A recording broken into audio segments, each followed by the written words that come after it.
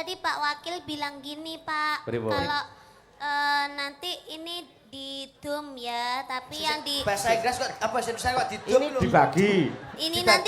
Ini nanti di dom sama pengrawit sama sinden, tapi yang dibawa sama Komet buat panjenengan, Mbak, gitu katanya. Berarti sing tak gawe iki nggo sampean. Iya, katanya gitu. Lah iya tak gawakno. Iya makanya.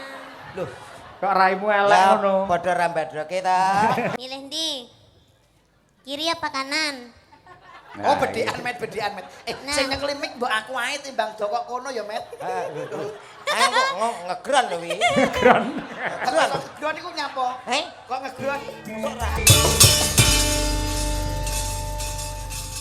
Sugeng dalu Cak Slindro. Sugeng dalu, selamat malam Mbak Cangik, Mbak Limbo. Alhamdulillah sehat nggih. Alhamdulillah pikantuk pangestu panjenengan keluarga sami sehat seger waras. Syukur Nggih. menawi kasih. Suwe ora jamu sepisan godhonge klopo. Terus? Suwe ora tau ketemu dalu punika saged panggih kalian Mas Cahyo. Alhamdulillah. Luar biasa pada malam hari ini nggih Mas Cahyo. Pripun? Wah niki hari jadi Kabupaten Madiun pun kula damelke pantun, Pak. Syukur. Nggih, kagem warga masyarakat Madiun tuku timun dinggo lalapan buah semangka belinya di Jakarta. Cakep. Selamat hari jadi Kabupaten Madiun yang 458. Semoga jaya sepanjang masa. Amin ya rabbal alamin. Kula iki nek kalih Piyai Madiun wis kaya omah kula dhewe Mas Yoyo. Kok saged? Lah kula niki asli bapak kula Piyai mriki kok. Pundi? Niku Mbah Tarom. Oh nggih. Bapak Bupati Sepuh, salam takdim sungkem kagem kula panjenenganipun Pak Bupati so Bapak Wakil Bupati. Nggih. Mas Yoyo sembah nuwun sedaya punggawa praja ingkang sami rawuh ing dalu punika. Nggih. Kanthi ajitara tasyakuran hari jadi Kabupaten Madiun. Nggih. Wonten malih? Nggih. Parian Pun. pantun. Lah nek jenengan pantun mboten sampun to kalau wau? Sampun. Nah, nggih wong jenengan kalih kula kaya adik kakak kok Mas. Kula sampun jenengan sampun. Sampun. Gentos nika. Napane? Loh. Kok napane ya parian? Enggak. Aku ora parian, aku ngejak kowe kok sisik getun tak rasane iki. Loh. Lah nyapa getun? Lah paling gak ya aku sik sing ngomong. Lah kowe ape ngejak sapa sing Lah iki lho pamflete gambare ya aku kok kowe ra enek kowe rene nyapa? Lho sik. Elingku ki sing kanan ki Mas Yoyo. Lah terus aku Pak Bupati. Lah kok terus moro-moro nek awakmu ki lho. Lho. Lah kowe lehmu WA aku piye nyuwun sewu kula ulur siyen nggih Mas Nggih, nggih. dipadangke dhisik, cetake dhisik. Iki tak jelaske lho Mas. Piye? Iki mumpung urung kelakon lho lek ku nyambut gawe lho. Kowe lehmu WA aku piye? Lah yo aku takon to tanggal 24. Dro tanggal 24 Juli bengi kowe prei. Sapa ngomong? Lah WA-mu piye? Tanggal 24 nang Madiun wayangan aku ora kabar-kabar. Ngono lho, lah kok awakmu terus dandan melu iki. Sik, Kowe lho jendalu Pak Bupati. sik lah iki Sik kok sik dijelaske iki rong cetha lho kuwi. Pripun? Iki rembuke rong jelas. Lah kula lak ngabari nek teng mriki enten hari jadi. Oh sik, kuwi. Enten wayangan. sing asta. Lah sing asta Mas Cahyo. Yo. Lah. Lah kowe yo ngabari awakmu tok. Lah kok awakmu terus dandan rene? Lho. Lek ngabari piye? Lek WA piye? Lemu WA piye nggonmu WA? Tanggal 24 wayangan 24 Juli ning alun-alun Madiun Caruban lho ngono. Lah aku gak melok Lah niki jawab siap Mas. Ngono ki. Sing siap apa ki? kadung dandan kok terus anggar aku melu sapa? Lah nek ngono kuwi aku saurunge munggah wis tak pikir, Ndro. Loh, Ngono lho. Lah kowe ya gedene 250 ya tak pikir engko. Iya. Ya aja Pilih ngirit-ngirit, sendalu. ora. Macange Mbak Yu Limbu. Nggih. Namung klungsu-klungsu nderek udu. Dedonga. ndonga apa? Dalu punika mugi-mugi masyarakat Madiun sesuai dengan namanya Madiun. Nggih. Madiun saged mandiri, masyarakatipun guyub rukun Allahumma. Amin. Amin. Yen bab guyub rukun ini sedaya sampun ndongaaken. Nggih. Pak Bupati sampun, Pak Wakil sampun, kula nggih sampun. Aku ya wis rampung wae lah tak ndongake ya Mas yo. Mosok ya ming guyub rukun sing nggo modal Bojonegoro tekan Madiun ya ming kuwi tok to Mas. Lah kowe ape takon apa wong aku Pak Bupati ki wis kaya anak dhewe kok.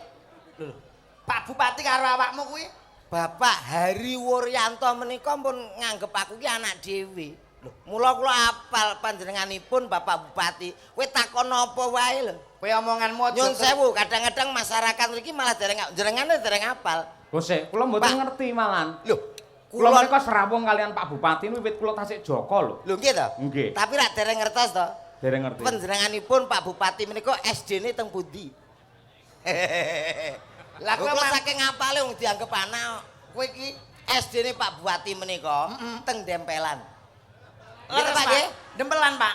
Wah, Nah. tiba yo leres e Mbak Cangi. Ya bener pancen panjenengan kan piyosan dempelan kono. Lah, niku SMP, Mas, SMP 1 Madiun. Nggih leres, Pak. Wih, kok yo apal kowe, Mas. Lah aku kok Tapi nek SMA ora mungkin paham ki Mbak lah Cangi. ya saking apale ngerti ngono. SMA SMA 1 Madiun. sarjana S1, Mas. Sarjana hukum teng Jember. Nggih to Pak nggih? Lah, Kowe kok yo peso Oh, tiba yo. nyolong iki petak lho wong iki. wong ditanggap ki ya kudu ngono kuwi lho, Mas. Nggih. Ora kok kursukur omong dongakne S2-nipun panjenenganipun Pak Bupati. S2 wonten teng UPN Surabaya Veteran. Nggih to Pak nggih? Lho, Hobine Bapak Bupati apa? mancing nak mboten klentu. Loh. Sik. Kowe iki nek iki ra jelas aku nek iki ora percaya. Lah ki nyapo takon Sing hobi. hobine mancing iki awakmu. Iki kok Pak Bupati iki selalu dekat dengan rakyat to nggih Mas Yoyo. Leres nggih, Ini selalu ad- keliling nyambangi warga masyarakat. Oh nggih. Ini adalah Bupati Kebanggaan Kabupaten Madiun, Mas. Madiun, betul. Kalau Kabupaten Madiun itu sudah jelas kriterianya 5R. Apa niku? Kudu pinter. Nek panjenenganipun Bapak sampun pinter, cerdas nggih mboten, Mas? Nggih. Bener, Bapak itu selalu bener. Tur bener. Mesti nek wis bener, biasane Bapak iku kober tilik wargane menyempatkan. Sing pungkasan Bapak ora bakal keblinger. Leres mboten, Pak? Oh nggih. 5R nggih. Pokoknya nek nganggo R itu pasti hebat luar biasa. Nek nganggo? Nganggo R. Asmanipun wis jelas Bapak Hari Wuryanto, R kali. Oh nggih. Pak Purnomo Hadi R R juga. kali. Nggih. Mbah Mutarom, Nggih. R kali. Mbak Niken Salindri ada R-nya. R. Selendro ono R. Mbak Kesi Rahayu R. Sik pertanyaane. Iki dalange ora nek R lho iki.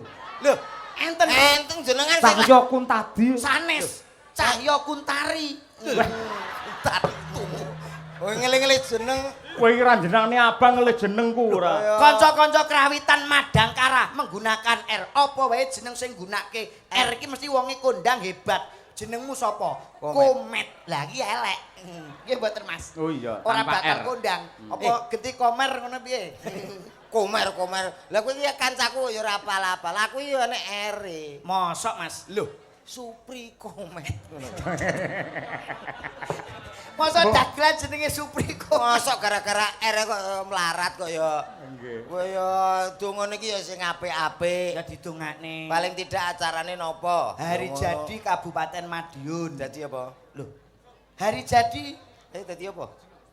dadi reok tak bacot cengelmu ki kok. Begini takon nesu lho. Iki pengetan hari jadi nggih Mbak Limbu. Leres yang ke 458. 458 dari angkanya sudah diketahui Apa? 4 5 8 papat tambah 5 24 Sik op. Sik akeh men to kuwi.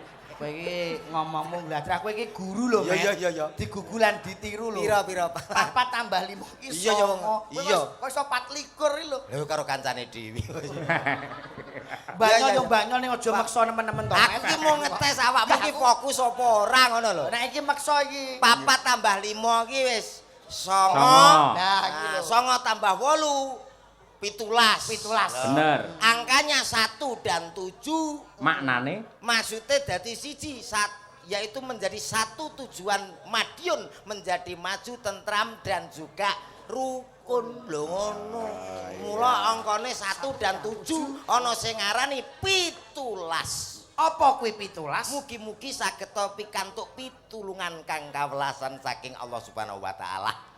Kowe kok apal men yo Met iki. Aku ya wis lunas ngene iki, Ndro. Aku iki gari nyaur utang. aja marang dhisik. 17 lak basa Jawa. Nggih. Basa Indonesia 17. 17. Lah iki niku tujuannya jelas. Oh iya. Sik. Iya. Kan bahasa Inggrisnya 17 e piro? Seventeen. 17. Ayo. 17. Hmm. 17 ini kan Inggris, Pak. Ah, lah iya bener kuwi Inggris. 7 Apa kuwi? Pitu tuh. Harus apa ki iso buka kudu iso gulung to Mas Nggih, nggih. 7 menika. Lho, ya kudu iso. Lah mau jere abahe ngontek-entekane ya 70 kuwi kok. Mula aku ketikane abahe ngoten to. Heeh. Mula aku awakmu nggo ngarep sik ndro aku. Iya. Aku gak patek lek ambek wonge ya. Sik wong pelawak karo dalang ki harus ada komunikasi. Dalang umum ki dalang ra umum. Lho, kok dalang ra umum piye to, Mas? Aku mau munggah karo wayangane Pak Iyo iki rasane kaya piye lho. Lho nyapa? Ya ora apa-apa jane wong ganteng ning hawane wis beda to. Jenenge Beda piye? Bedamu piye? Bedamu nggon ndi? Bedanya itu tidak bisa dijelaskan dengan kata-kata, hanya bisa yang merasakan adalah aku dan juga Allah Subhanahu wa taala. Waduh niki jenenge pelawak yang tidak berinovasi yo ngeten niki. Inovasi piye? Tidak mempunyai skill dan SDM-mu rendah. Lah, Seorang pelawak naik penuh dengan persiapan, turun dengan penghormatan. Dalang ki apa dagelan ki nek ora nderekke Mas Yoyo ki paling penak lho Mas. Piye? Lho, kowe arep melu sapa? Wayangan melu sapa kowe? Lho, lah bengi iki Lah nek ora enek Mas Yoyo panjenenganipun sing ngasta, ora enek wayang, ora enek dalange. lho, lah bengi iki mau Iya. anggap kene tok sing wayangan. Lah ngendi? Duka. Lho, Sik to. tak kira kok lek job nganti double, balekke ngendi ngono. Kowe iki aja nyepelekke dalang ya, Mas. Nyapa? Dalang ki tanggung jawabe abot, tanggung jawabe berat. Lah, Cara terangno. numpak bis iki nyuwun sewu lho Mas Komet. Cara numpak kendaraan bis panjenenganipun iki kaya supir kanca-kanca yoga awake dhewe iki penumpange ana minggo elek apike kuwi gumantung dalang. Aku berarti Penumpang. yoga-yoga. Iki padha karo penumpang. Sinden. Penumpang Penting di. penting sopire. Yo ora yo penting penumpang. Kok iso? Lah nek supir nek kendaraan nek penumpang hasilnya kok ndi? Ayo apa nyupir ngalor ngidul nek penumpang ngono. Oh, Terangno penting. ndro piye kuwi karepe kuwi. Penting iya lho penumpang. Mulane kanca yo mbok pegat ki apa. Sik omong angel ora karuan iki yo. Anane tak pegati modho. Golek sing murah. Layangan kok sing gelem Omongan bakalimu aku tok ya ora. Iya. Maksudnya iki ngene ya Mas. Nyapa? Nyuwun sewu tanggung jawabe seorang dalang itu berat. Mas. Ngerti. Kudu iso nguripke pagelaran. Kok kowe nyepelekke dalang aku sing ora nrimake. Dalang abot. Abot. Lah kowe apa tau ngerti dalang teko kok nggo tebok dhewe. Dalang enteng gari teko terus ngono tek ya. Sik, rene Met, rene sik. Ah, megah. Aku gak Rene. melu ki. Wis, Kowe- wis mati uripem bengi ki kowe. Lah, wis Aku tau didoni dalang Kowe kok nyepelekke dalang. Pripun? Lah pancen debok iki dalang ngendi to sing gawa dhewe ngangkat dhewe lak ora ana. Sing dikarepne slendro abot kuwi gaweane. Nuwun sewu. Nggih. Aku ki sewengi utuh. Sampeyan lak gur limbukan utawa bar kuwi gara-gara tok. Nggih. Aku wit jam 09.00 nganti menjelang subuh. Kuwi cerita terus, pikirane mubeng, mripat nyawang, lambe omong, tangan serakatan, sikil njejeg keprak, ngempet nguyuh. Sik lah jenengan cerita ngoten lah napa niki meneng ae napa niki mboten mikir mboten melek suwengi. Loh. Niki nggih melek. Iki yang kepepet, nguyuh entuk, pengrawit entuk, Lah dalang jenengan mbok titip. Ngono ora kreatif. Apa nanti Muyo titip aku lho. Ora kan iso to. cara ngendi yo dititipne lho. Lah napa diselang?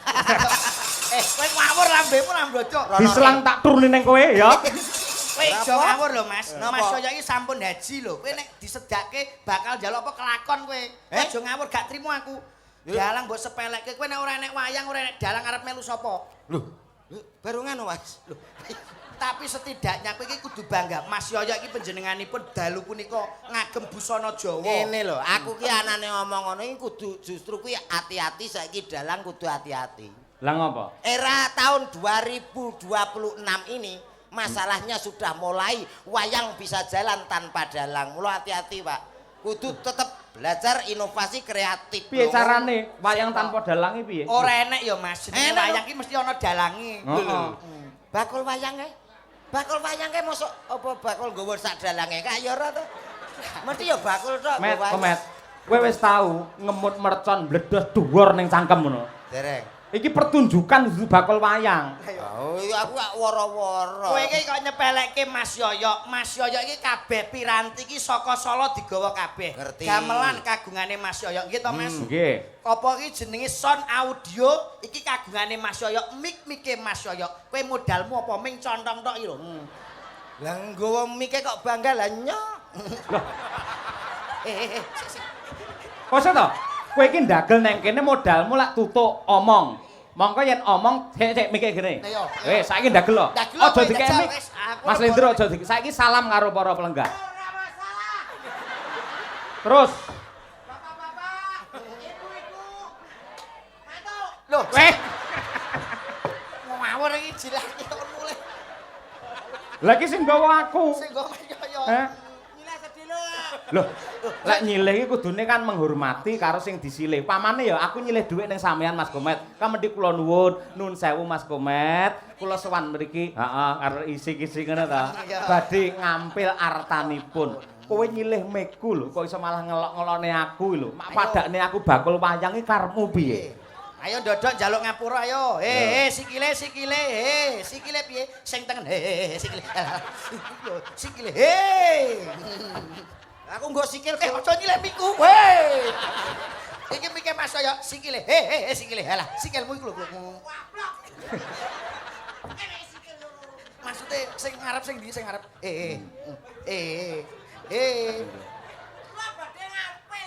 Kurang mendak. Mendak lah. Mendak. Kurang mendak. Mendak meneh. Nah. Nah. Oh, kurang sopan mendak meneh. Nggih.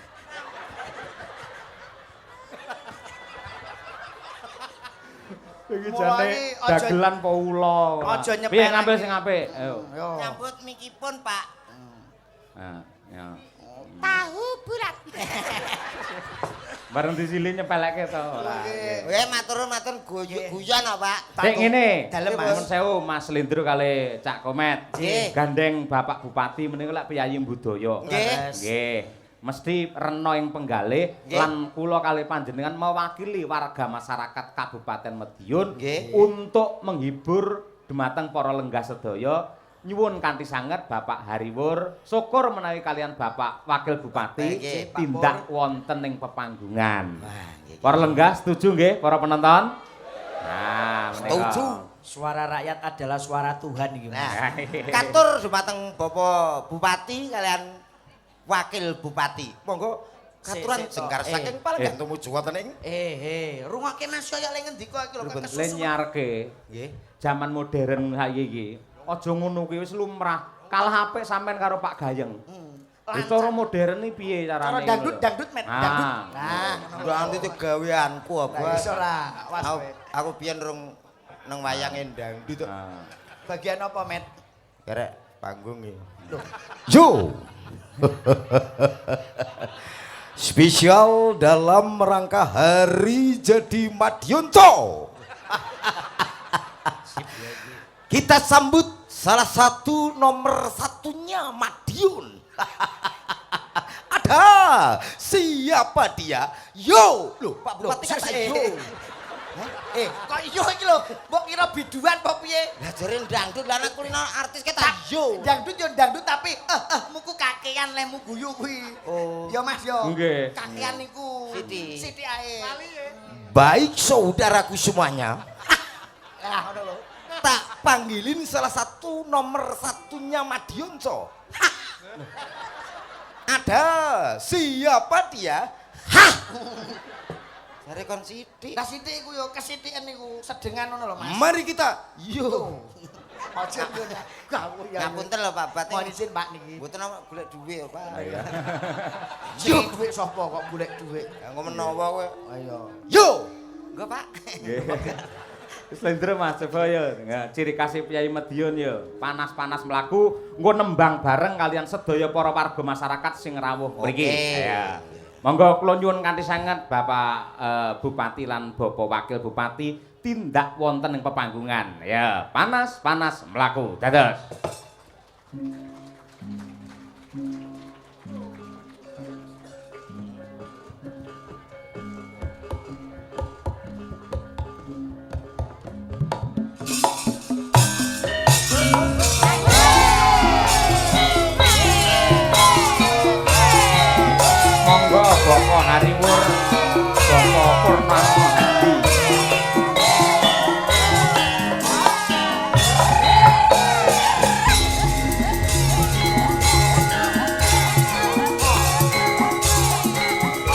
Monggo para penonton nembang sareng-sareng untuk hari jadi kabupaten kita yang tercinta. Ayo.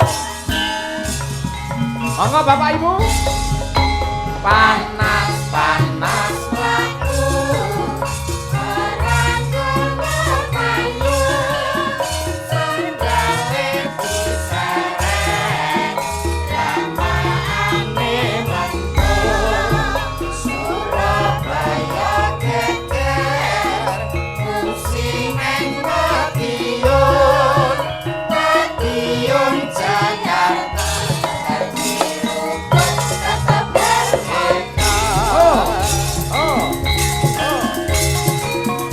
Masih panas ya mlaku ya Mas. Ya Dit. Penting guyub rukun.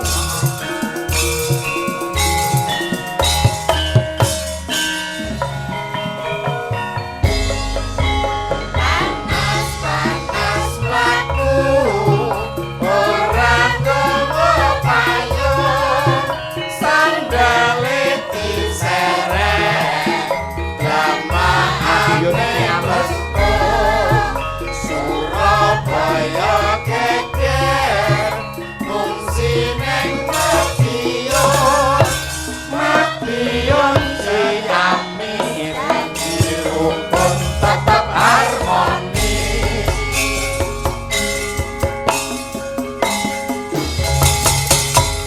Madiun Ciamis janji rukun tetap harmonis. Sugeng dalu Mas Cahyo nggih sugeng dalu lan Bapak. sedaya masyarakat Madiun alhamdulillah sedaya sehat. Amin. Niki keleresan hari jadi Kabupaten Madiun yang ke-458 dalam kalian Pak Wakil Bupati Siap, Bapak. insya Allah siap memberikan pelayanan terbaik kagem masyarakat Kabupaten Madiun. Amin. Pramila dalu menika monggo kita sareng-sareng nderek mangayu bagya anggenipun pringgitan wonten ing alun-alun mugi sedaya masyarakat Kabupaten Madiun tetep guyub rukun ngaten nggih Pak ya. Amin. Amin. Amin. Nggih. Niki kersanipun Pak Wakil Bupati ingkang nembang nggih. Nggih. Napa jenengan piye nembe Pak Wakil Bupati? Pak Bupati badhe nembang Negara Angin. Lho kok. Nggih, sias Pak. Caping gunung Bapak biasanya. Oh, capek. Nggih. Lah Bapak Bupati mboten anunya karo miyen Bapak Wagub. nderek keparengipun kados pundi? Oh, nggih. Nggih. Umpama seliramu sekar melati aku kumbang idam sari umpama seliramu margi wong manis aku kang bakal liwat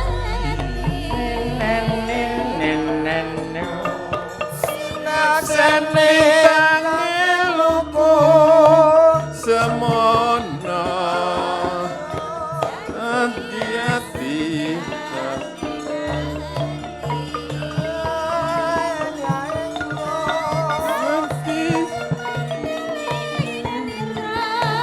Rinoso karo sorasaning driya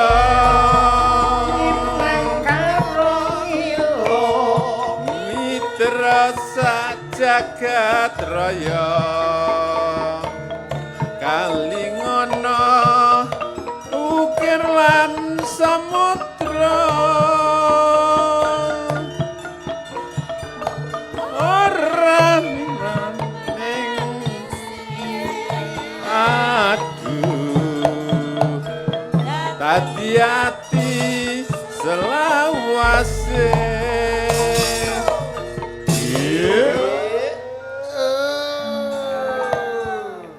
Idam Sari. Luar biasa. Adate menika caping gunung lho kaya kembaruan lho. Bantos menika. niki nganu napa niku gending ingkang napa filosofipun kesetiaan. Idam Sari menika nggih Pak. Nggih. Oh nggih, nggih, nggih. Dalem suwun mugi-mugi masyarakat Kabupaten Madiun tetap setia kalih kabupatenipun. Amin ya rabbal alamin. Piyantun niku nek pun setia napa-napa dipun sukaaken ngoten. Leres Pak Bupati niku. Pas. Terus insyaallah kagem kebaikan Kabupaten Madiun, masyarakat Kabupaten Madiun insyaallah tetap gotong royong bangun Kabupaten Madiun. Amin. Matur suwun ya. Nggih.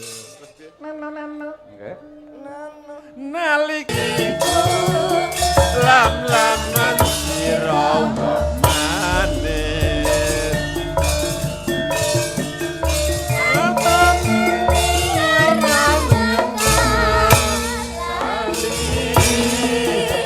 Zakai sange mlaku. Matur suwun. Tepuk tangan untuk Bapak Bupati kita luar biasa. Nggih. Yai budaya nggih. Lho Nduk, kasembatan to Nduk niken sowan ning hari jadi sampean. Alhamdulillah matur sembah nuwun kagem Kang Mas Hariwur kalian. Lho kok Kang Mas iki bapak. Piye to, Bu? Wah, nggih leres Pak, leres nggih, leres nggih. Bapak iki. Kalian Pak Pak Pur. Wakil Adik Pak Kang Wakil Mas. Bupati Bapak Bapak Purnomo. Purnomo ini lagune. Piye sing lagune? Purnomo pedet Eh, Ngawur Gitu kae. Kae beda kae Lamongan. Kae tukang nambani ya padha karo bapak iki. Iya, Oh, aku beliau itu juga baik. Baik. Nambani kayak sampean-sampean Koyo kowe kuwi. iki. Pak Pur ya padha wae, bapak iki ya nambani. Nambani kayak- Nambani para masyarakat yang ada di Madiun Madiun. dan sekitarnya. Nambani kaya sapa? Sampean-sampean kuwi. Lah kok rumah Ria? Loh, Pak Pur sing Lamongan kae kan. Sampean-sampean kuwi berarti sampean ora mek sitok berarti. Sampean-sampean. Lho, bodo gendengi lho. makasih. Sama-sama. Lagi wah. Dan niki kagem Kang Mas Murjoko sampun rawuh. inggih, wis sonten no. Nggih. Matur sembah nuwun sanget sampun dugi dateng mriki mirsani acara malam hari ini di acara hari jadi Kabupaten Madiun yang ke 458. 458. Nggih, alhamdulillah mugi-mugi Kabupaten Madiun tansah pinaringan guyub rukun. Amin. Lestari. Amin. Terus apa malih nggih, Pak? Ya Diberkahan dening Gusti Allah. Amin. Petanine muga-muga tandurane dadi tikuse ndang minggat. Minggat. Ah niki ngeten budhe niken. Iya. Nah, Sik kok budhe lho ngawurmu ku lho lho. kono yo Kang Mas yo dile. Kok ya budhe Ngersake Pak Wabub menika duet kali Mbak Niken. Mbak Niken. Nggih. Lagune napa? Ah mentem wedokan. Loh, sik Eh, walah Lintang Asmara kok mendung wedokan. iki padha karo ngendikane Bapak Bupati, filosofinya kesetiaan dalam berpasangan. Ya, contone. Contone kaya Bapak Bupati wae oleh nembang Oke. ngaturke tembangipun wonten Nidam Sari. Heeh. Bapak Wakil menika Lintang Asmara. Lintang Asmara. Kesetiaan dalam berumah tangga contone Mas Yoyo. Nyapa? Garwane diderekke. Derek terus. Didereke mergo kae nek gak nderek kae nakal. Ngono. Kae wis ganteng laris. Pak, mboten melu-melu Mesti kaken pola. Mula dikontrol dengan panjenengane Bu Gesi. Met, komet. Napa? Rene yo, takmut Ah, takmut wekal. raimu ngene. Oh, Ngene lho, sing dikersake Nyidam Sari malah tentang kesetiaan. Kesetiaan. Lintang Asmara juga sama. Lintang itu lah bintang. Bintang ini kiblat penentu. Iya. Kiblat lan go keindahan di malam hari. Asmara adalah cinta. Iya. Artinya beliau berdua, Pak Bupati dan Wakil Bupati, menjadi kiblat keindahan Kabupaten Madiun yang tercinta. niku pun positif nak Pak Bupati kare Pak Wakil Bupati. Berpasangan yang Wong niki wau sing dibuka jenengan no. Hah? Lah nyapa kok setia buka muga sing anu sing garwanipun nderekke terus. Nah iku mboten masalah setia, nek mboten nderekke jenengan menggak minggo. Dalangane aris, ganteng. Wah, engko nak kene sing kontrol bahaya. Lah bojomu kok ora melu? Hah? Bojomu. Lah aku wis los dol. Nggih, Sapa to sing gelem ya? Lah iya. Nggih. Ayo jujur ta iki. Enggak Pak, Monggo Lintang Pak Asmara. Purnomo. Wah, Monggo, nggih. Mas. Kuwi lho kan disiapke arep duet karo jenengane sepatune putih anyar iki Pak Wakil Bupati. Oh, nggih nggih, Pak. Nggih, nggih. Wau mbisiki kula kleru karo weke bojoku, Mas. Lah, komet nggih ngoten no, Piye? Sepatune anyar niki warnane ireng niki, Pak. Anjen kulite, Dik. Oh, kulit. Lah kowe ora ngeroh komet saiki jog dadi dagelan kondang ki sikile ditato bunder kene ya met kene ya. Kuwi nek nalpot ta. Tato. Apa ya kuwi? Kena apa tak kira ditato. Biasa pekerja keras iki ya ngono. Nggih, Pak nggih. Enggak, Pak. Pak Wakil menawi badhe paring dawuh riyen. Heeh, Bapak. Sampun.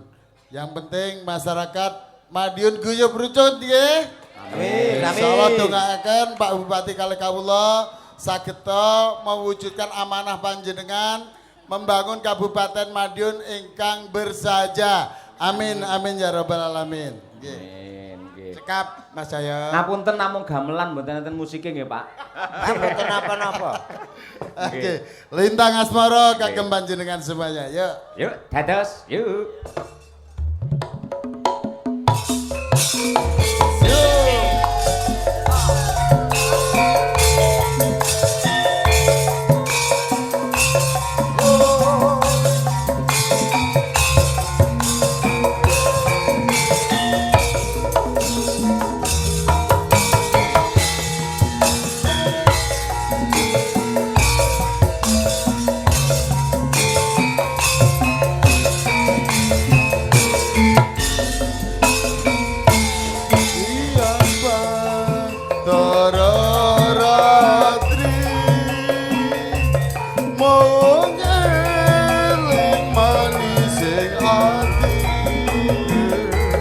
Setiaku bisa handuani marang sang dasulati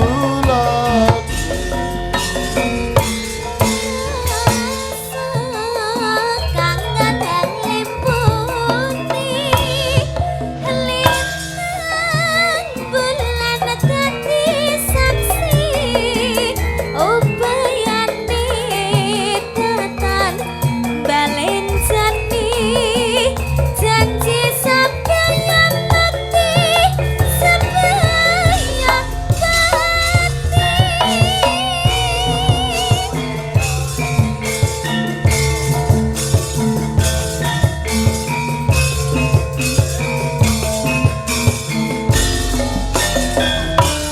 wong ayu tresnamu kinarya sapa susandra ning batinku Wong bangga santem narasa tipu tresnaku tulus reningkanku senajan ngarungi banyu segara rasane ra bakal sirna Senadyan nyoba ngecat sakara kemis tresna repisah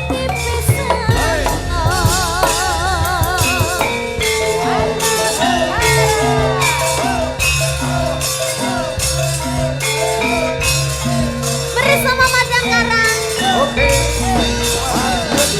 Ayo Pak Yaya.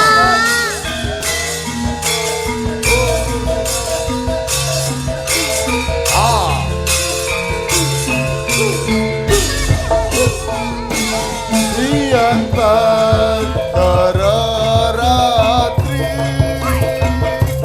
mung eling manising ati setiaku bisa handuani marang sang dasulati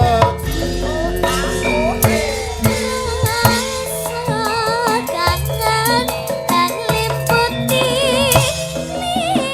lintang bulan dadi saksi ubayane tenan balen jani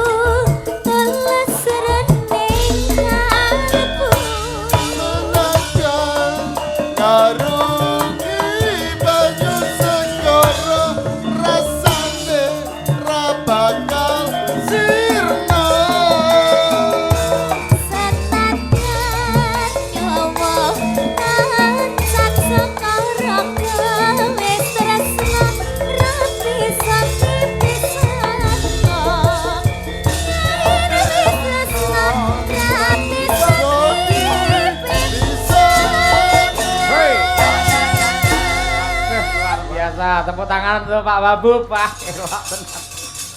Nggih. Kasmatan. Nggih, sembah nuwun Bapak Bupati. Nggih. Nggih, matur sembah nuwun Kang Mas. Sembah nuwun Pak Wabub, Pak. Pak Pur, Pak Bupati, sembah kasuwun sehat selalu ya Mas Komet. Heeh. Dalem Pak Wabub. Napa niki? Mboten jenengan swantenipun sae ngoten dadak maringi. Pak niki napa to Pak? Pak kula malah ewoh Pak. Met aku ora bayar gak apa-apa Met, wis ditomboki karo Pak Wabub. Nggih.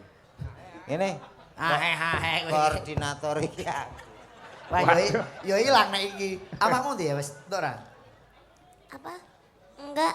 Gak. Lho kok enggak itu gimana sih? Masalah iki aku lagi bangun mau sholat lah, nak menawa awakmu ape sedekah. Sik. Jalan. Kok sik to? Pripun? Iki mong sing nembang sinten? Pak Pak Wabu. Pur, Karo? Kali Mbak Niken. Ah, sing maringi arta sinten? Pak Wakil Bupati. Pak Wakil gandeng Pak Wakil nembangi karo Niken iki apike amplope nggih Niken apa nggih sampean? Tadi Pak Wakil bilang gini, Pak. Pripun? Kalau nanti ini didum ya, tapi yang di bahasa Inggris kok apa sih saya kok didum lho. Dibagi. ini nanti didum sama pengrawit sama sinden, tapi yang dibawa sama Komet buat panjenengan, Mbak, gitu katanya. Met, Berarti Met. sing tak gawe iki nggo sampean. Iya, katanya gitu. Lah iya tak gawakno. Iya, makanya. Loh, Kok raimu elek lah ngono? padha rambadroke ta. Diomongi ya.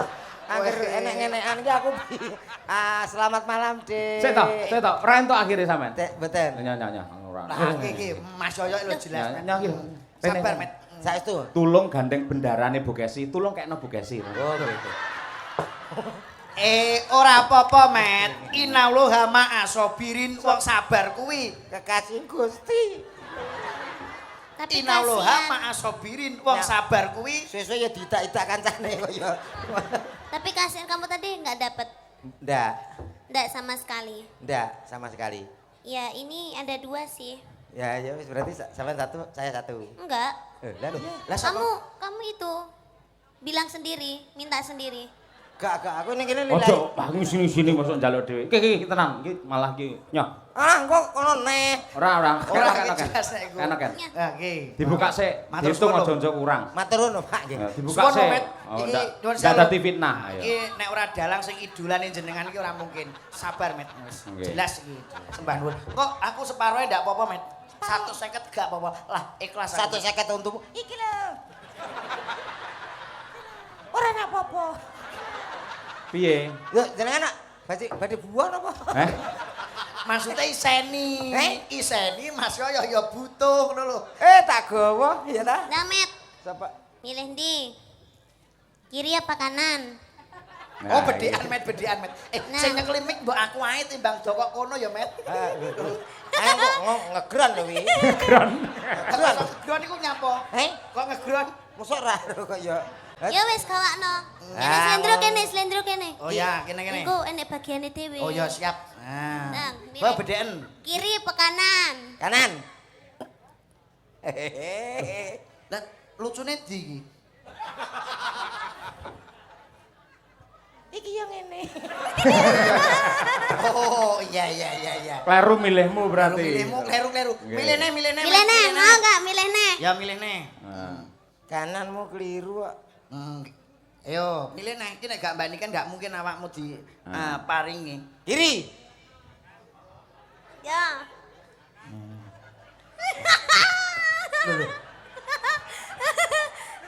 Piye? Jelas iku, Met. Iya.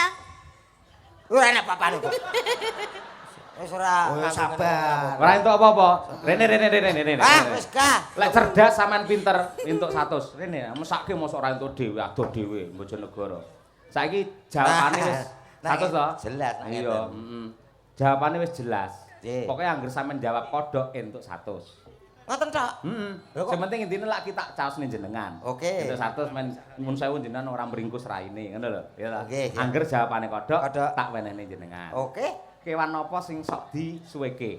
Kodok. Nah, ning kene sik ya. Aja dicukuk. Nah, pertanyaan kedua.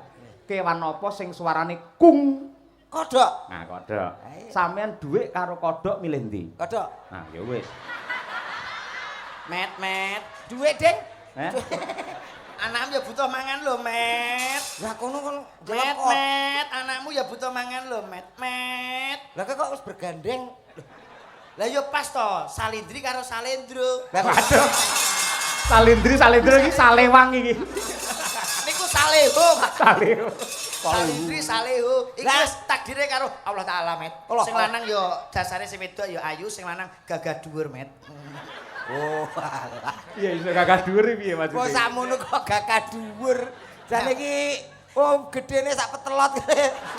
Aku iki rumangsaku dagelan paling iki rasane pelek nyuwun sewu Mas yo iki tak iki Mbak Niken mohon izin. Iya, Mas Upama ning donya iki ora enek sapa-sapa eneke wong lanang ming loro tok Komet karo Slendro. Sing mbok pilih ndi? Kowe milih piye? Oh milih bunuh diri to mesti Dik. Umune kan rong ngomong iso bunuh diri lho ora. Eneng pilihane gur ngene tok e. Kaya aluk mati ya. Lah nyapa mati wong pilihane ming loro lho, Met. Adam karo Hawa duwe gathukan, duwe gandengan. Wong ki mbok sing sadar, sakmene mbiyane masyarakat Madiun ki ra kok trimo nonton wayang ning pengen ngerti sapa rak raro to. Lho, pengen ngertos sinten, Bu? Krungu kowe, Slendro napa mboten? Lah kae sapa? Ayo ngono to. Kowe iki kesulakan Niken Salindri ki apik. Kok kene Salindri terus kowe. Lah tapi kan iki pasanganku wis rasi nggih Mas nggih. Aku sing ra pengertian ngono ki aku ya golekne. Aku tak golek dhewe aku. Ya golek dhewe kene. Ngono iki jelas sinden madang geden. Sing Madang Kara. Oh ya biyen madang geden, Pak. Madang geden iki abahe iki jane madang geden. Madang Kara niki enten sinden favorit kula. Mosok niku. Tenan ora. Sek legan lulusan isi. Oh iya, dadi sing pas padha karo aku sejajar seimbang. Mari, Dik. Ini tak kenalke. Sik omong-omong sik legan-legane tegese rung duwe bojo lho. Nggih. Lah nggih. Lah apa ora melek mripatmu kuwi genah bukesi lho. Ngaku-ngaku nyapa to, Pak? Lho, Sik. kok ora ngaku piyai sak alun-alune ngerti lek bukesi iki bojone Ki Cahya Kuntadi iki ngerti. Niki anu bojone Mas saya to? Lah. Mas Yongge ya kudu profesional. Loh, lah di atas panggung semua milik umum. Loh. Ngaten lho. Lah saiki tekoke nyuwun dawuh karo Mbak Kesi, yakin apa ora jajal men? Lah, yakin mboten napa-napa nggih? Nggih. Kok kono gek apa ki ngaku-ngaku ya. Sik bukesi, sik tak omong sik bukesi. Kudu kok pikir tenan lho bukesi. Provokasi. Kudu pikir. Provokasi. Sampean ki ayu ya to. Lah aku ya kudu dianggep elek apa piye? Rasa mbok ketokno wong butak ngene lho iki. Bukesi, sampean ki cantik, dosen ya to, sinden kondang. Ayo. Mosok goreng entuk gemuk kaya ngono ora mungkin. Nah, nggih. Emoh aku. Gemuk iki penting lho, Pak. Ya apa? Lah nek gemuk iki rantai ya seret. Lho pancen bojomu gemuk kok. Lah ya lho, otak-otak. Monggo Ya coba Bu Kesi, Bu. Dalem. Mohon izin niki kalau mau Mas Komet kan ngomong lek jenengan niki calone Mas Komet apa leres? Ah mboten. piye to ki? Aku ora ngomong ngono lho, Bro. Sing mbok pilih jare kowe golek sinden. Favoritku. Nek ngene-ngene iki tak ge apa? Waduh. Aku nek iki masuk. Berarti Mas Yoyo ki rapi selirane padha. Padha apa nyuwun sewu lho Mas Yoyo. Kula iki nek tenggene Mas Komet niku isin, Pak. Ngopo? Nek kudune piyambake rak cilik kaya kula niki bojone paling gak nggih awake rada cilik. Niki bojone niku awake niki bobote 130 kilo. Nek arep lebu lawange miring, Pak niki. Aku iki mau ngono ya apa gelo belas. Loh, orang itu mempunyai kriteria. Lah kriteria favoritku ya wis ngono-ngono ku. Mbok ya dikon olahraga.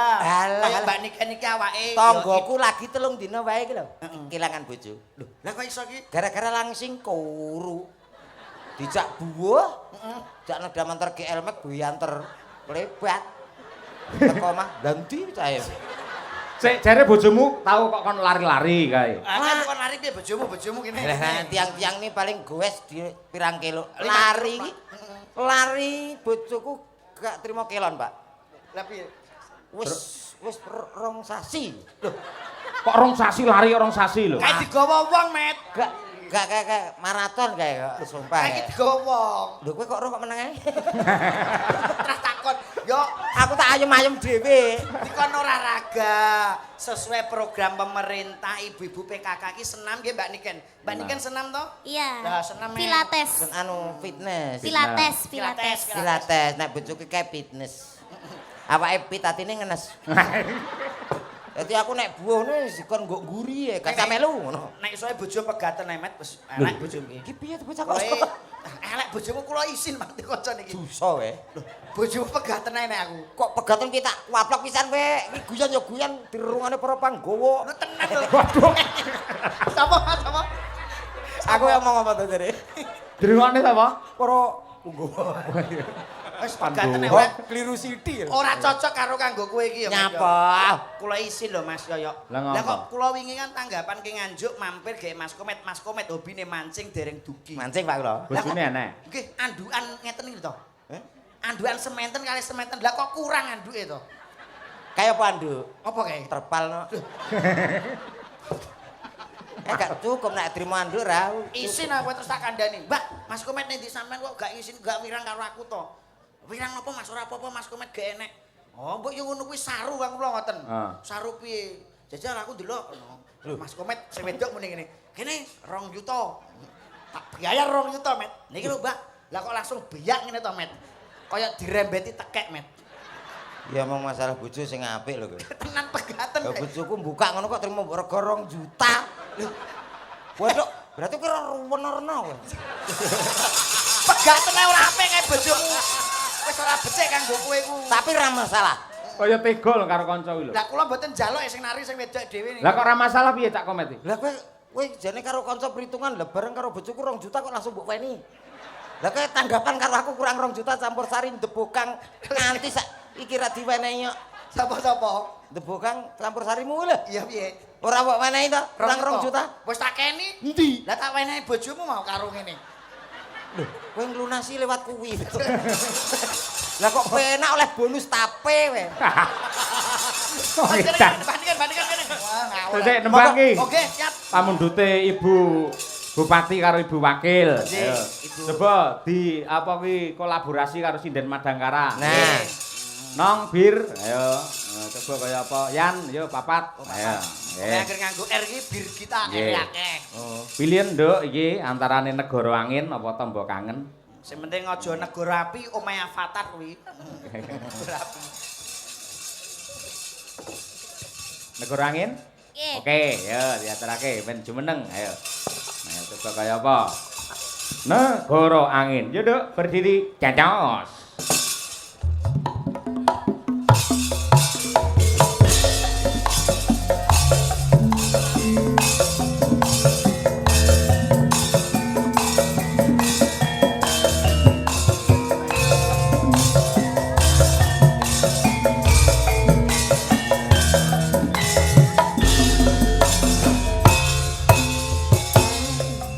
Salah,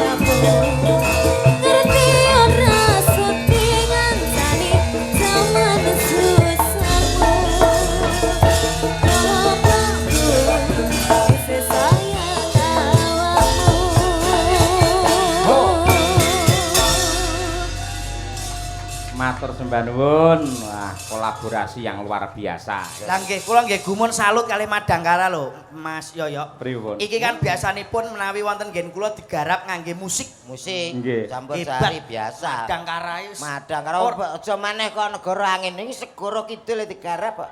Lho Segara Kidul lagune Wih. Mas Denny sing terbaru iki. Lagune sing piye ku, Met? Sing